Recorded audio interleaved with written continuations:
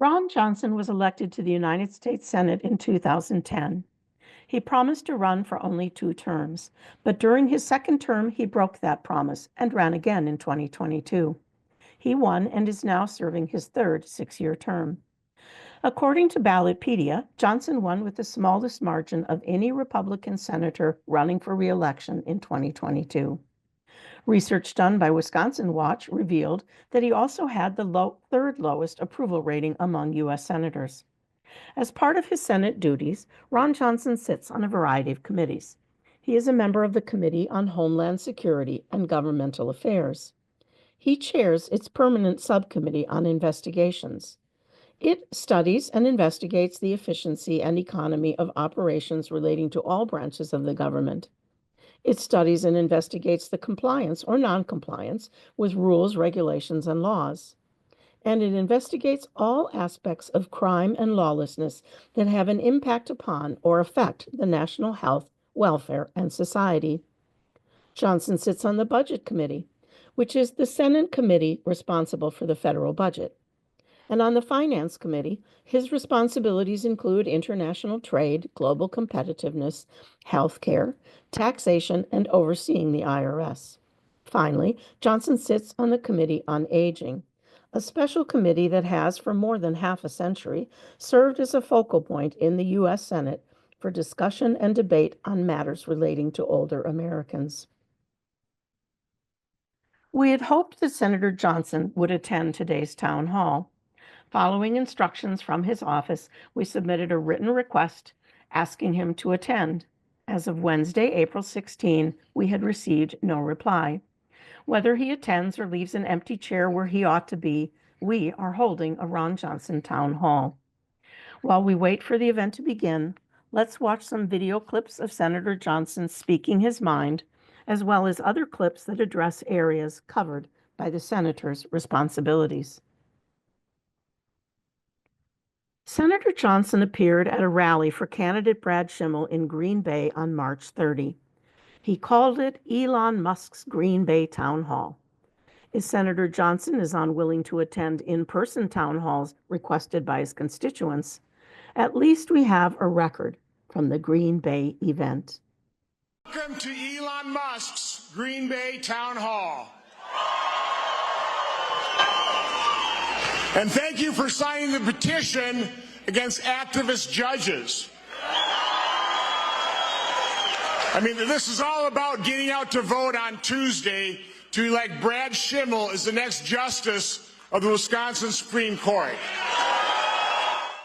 I don't know about you. I think what Donald Trump and Elon Musk is doing in terms of the Doge movement is brilliant.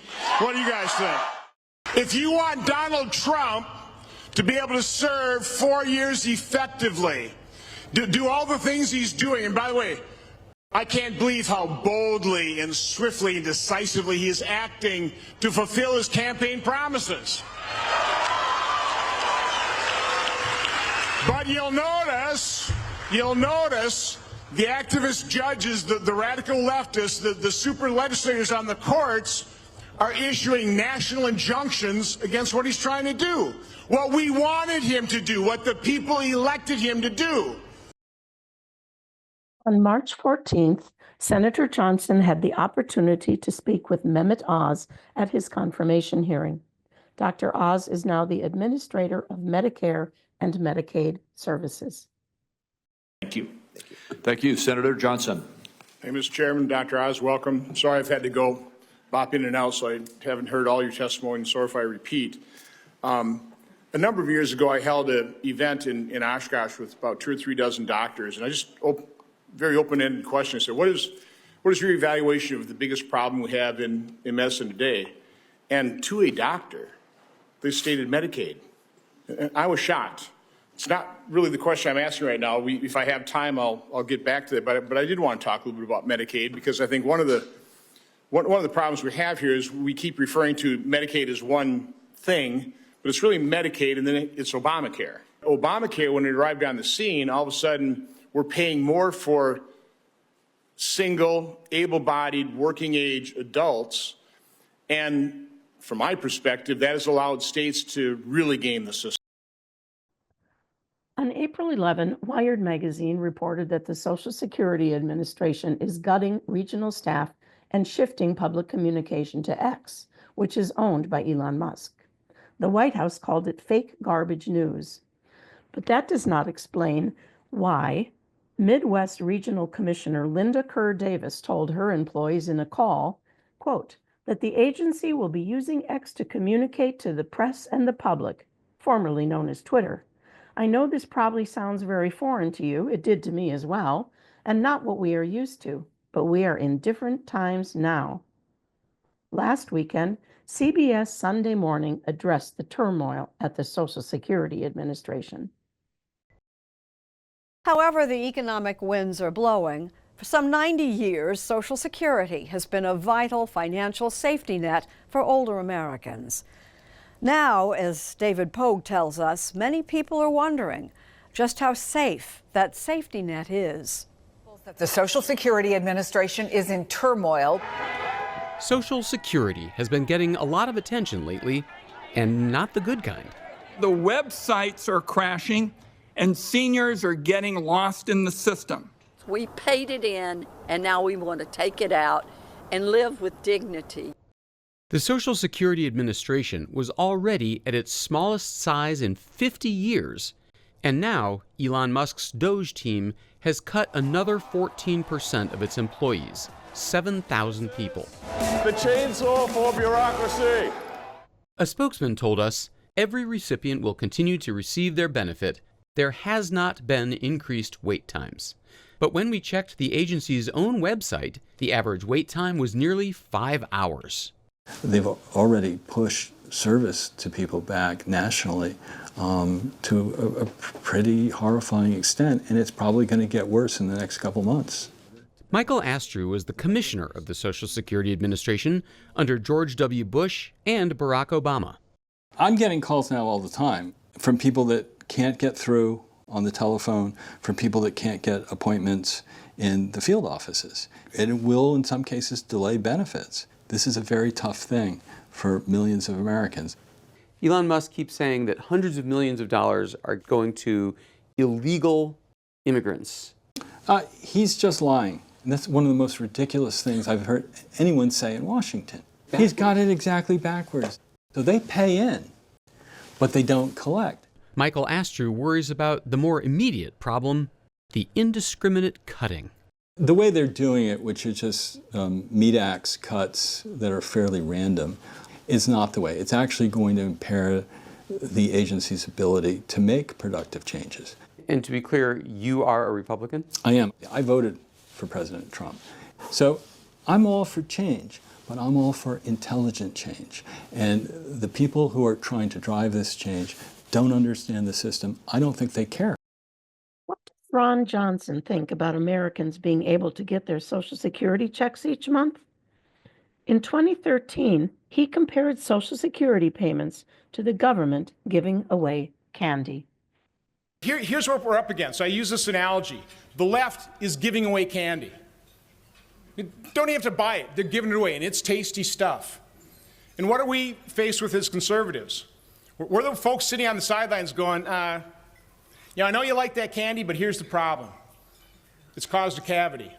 Nah, it's even worse than that. That cavity is abscessed, and it's worse than that. That abscess has now caused an infection that's in the body.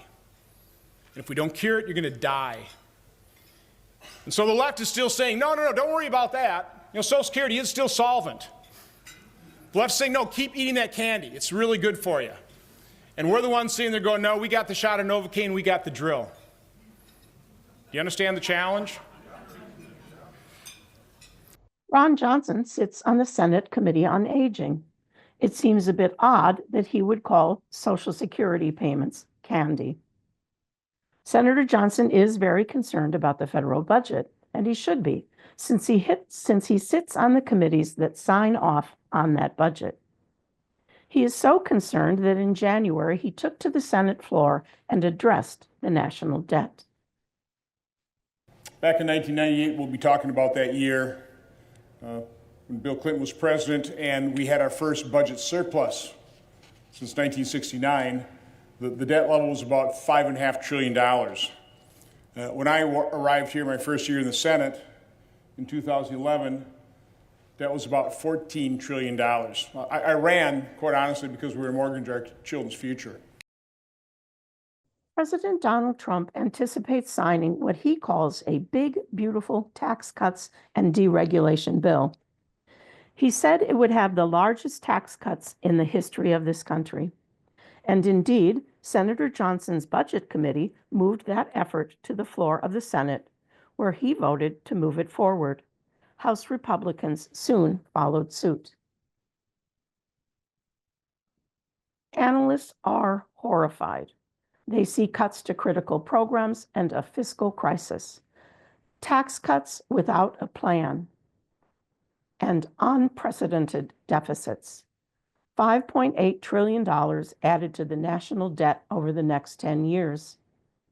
It would be nice to hear Senator Johnson try to defend the big but maybe not so beautiful bill, especially after the Deputy White House Budget Director reminded him that one of the largest items of so-called discretionary spending in our federal budget is the interest we pay on our national debt. We pay more in interest than we pay the Defense Department. Why does Senator Johnson want to give huge tax cuts to the billionaire class rather than pay off our debt?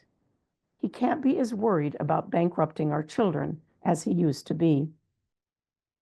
Senator Johnson also sits on the Committee of Homeland Security and Governmental Affairs. In fact, he chairs its permanent subcommittee on investigations, which investigates the compliance or non-compliance with rules, regulations, and laws, and investigates all aspects of crime and lawlessness that have an impact upon or affect the national health, welfare, and society. Given his role, one would think he would be very concerned about the fate of a man wrongly taken by the United States government and sent to a notorious prison in another country. This was crime, it was lawlessness, done by the Trump administration. They said it was a mistake, but it has become an emergency, and he sits on a committee charged with investigating it. Here is Ezra Klein of the New York Times on Wednesday, April 16th. It's not 6 months away. It's not another Supreme Court ruling from happening. It is happening now. Maybe not to you, not yet, but to others, to real people whose names we know, whose stories we know. The President of the United States is disappearing people to an El Salvadoran prison for terrorists. A prison known by its initials, CCOT. A prison built for disappearance. A prison where there is no education or remediation or recreation, because it is a prison that does not intend to release its inhabitants back out into the world. It is a prison where the only way out, in the words of El Salvador's Justice Minister, is in a coffin. Homeland Security Secretary Kristi Noem visited the most notorious prison in the Americas to drum up some support for the Trump administration deporting hundreds of men there without a trial. First of all, do not come to our country illegally. You will be removed and you will be prosecuted. But know that this facility is one of the tools in our toolkit that we will use if you commit crimes against the American people. On Monday, President Trump said in the Oval Office, in front of the eye of the cameras, sitting next to El Salvador's president, President Bukele, that he would like to do this to U.S. citizens as well. I'd like to go a step further. I mean, I said it to Pam. I don't know what the laws are. We always have to obey the laws, but we also have homegrown criminals. Why do we need El Salvador's prisons? We have prisons here. But for the Trump administration, El Salvador's prisons are the answer to the problem of American law.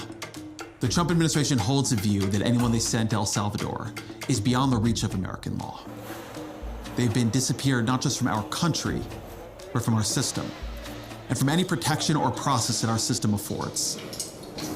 They're great facilities, very strong facilities, and they don't play games. In our prisons, prisoners can be reached by our lawyers, by our courts, by our mercy. In El Salvador, they cannot. Let me tell you one of their names, one of their stories, as best we know it. Kilmar Armando Abrego Garcia is from El Salvador. There is no evidence anywhere, offered by anyone, that has suggested Abrego Garcia poses a threat to anyone in this country. But on March 12th, Abrego Garcia was pulled over while driving, his 5-year-old in the backseat. He was told his immigration status had changed. On March 15th, in defiance of the 2019 court ruling, Abrego Garcia was flown to El Salvador and imprisoned at CCOT as a terrorist. It was a mistake. The Trump administration is now acknowledging they wrongly deported an immigrant to that notorious prison in El Salvador, calling it an administrative error. An administrative error. A clerical error. It was an administrative error. Mistakenly deporting a Maryland father. This so-called administration error has destroyed my family's happiness. Don't have the proper words to describe this next part.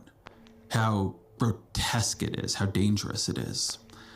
The Trump administration has no argument that they did not deport Abrego Garcia unlawfully.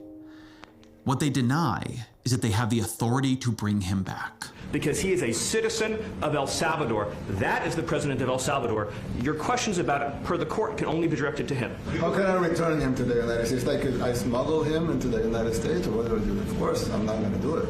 It's like, the question is preposterous. How can I smuggle a terrorist into the United States? I don't have the power to return him to the United States.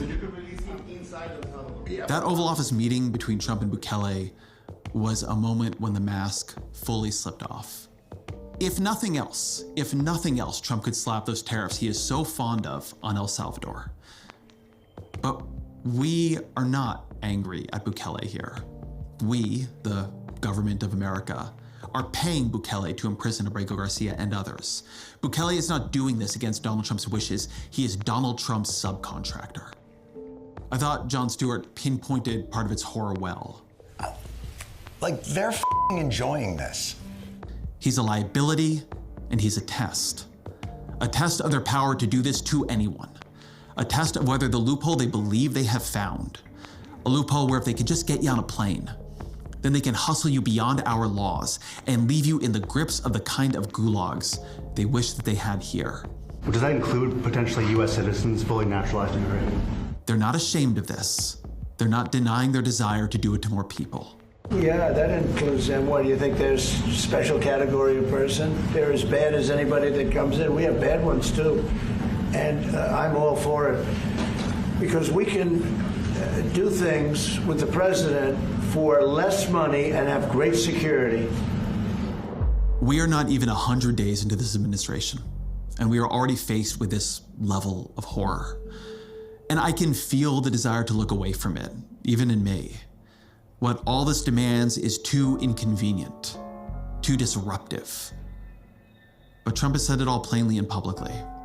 He intends to send those he hates to foreign prisons beyond the reach of US law.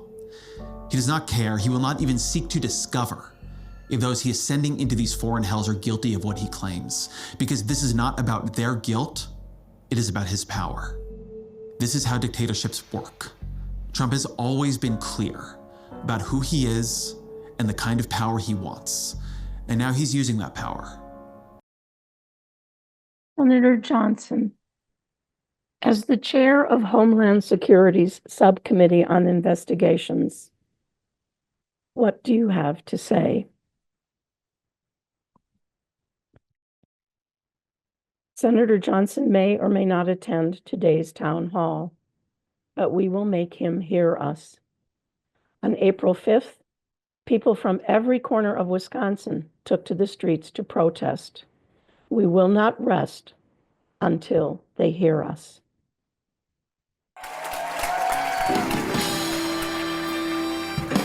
Go out and tell our story. Let it echo far and wide. Make them hear you. Make them hear you. How justice was our battle and how justice was denied. Make them hear you. Make them hear you. Say to those who blame us for the way we chose to fight, that sometimes there are battles which are more than black or white. and I could not put my sword down when justice was my right. Make them hear you. Make them hear you.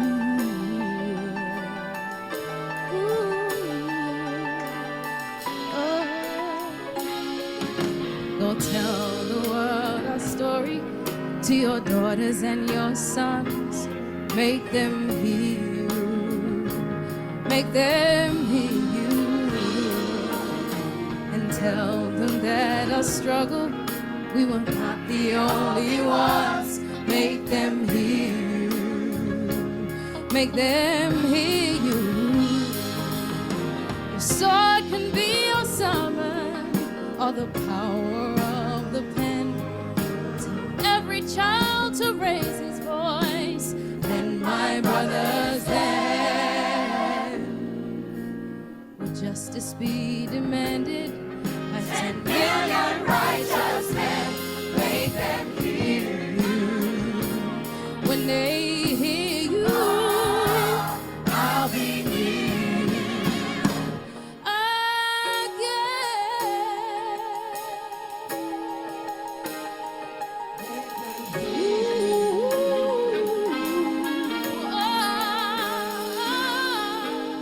Lift your voice, lift your voice. Make